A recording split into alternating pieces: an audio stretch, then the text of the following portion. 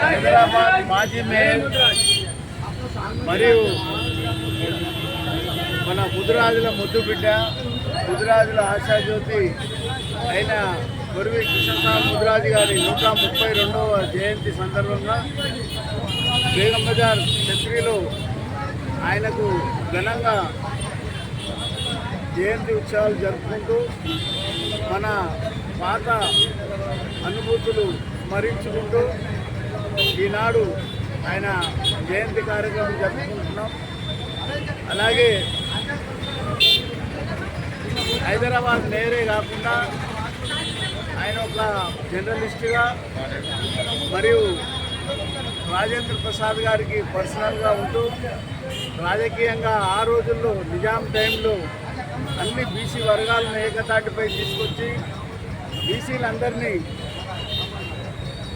Educate చేస్తూ ముందుకు వచ్చిన మన పెద్ద మనిషి కొరివి కృష్ణస్వామి ముదిరాజు గారు. ముదిరాజ్ జాతినే ఒక తాటిపై తీసుకొచ్చిన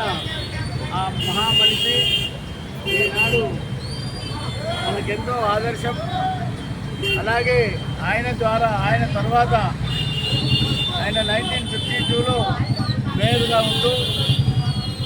తర్వాత 71లో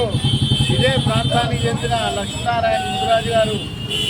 మేయర్గా 71లో ఉంటూ ఆనాడు కృష్ణస్వామి ముదిరాజు గారు పోటీలో తెలంగాణ గురించి ఎంతోమంది నిజాం టైంలో రజాకారుల టైంలో మన హిందువులంతా బలిగొన్న తర్వాత సందర్భంగా స్థూపాన్ని వాళ్ళ పేర్లపై నిర్మించడం కోటి ఆంధ్ర బ్యాంక్ దగ్గర మరియు తెలంగాణ ఎడ్యుకేట్లో 69లో మరణించిన తెలంగాణ అమరవీరుల గురించి లక్ష్మీనారాయణ ముదిరాజు గారు 71లో నేరుగా ఉన్నప్పుడు అసెంబ్లీ ముంగట లక్ష్మీనారాయణ ముదిరాజు ఈనాడు అమరవీరుల గురించి రూపాలు నిర్మించిన ప్రజలు మన ఇద్దరు మేయర్లు హైదరాబాద్లో ఎంతో గర్వకారణమైన రోజు.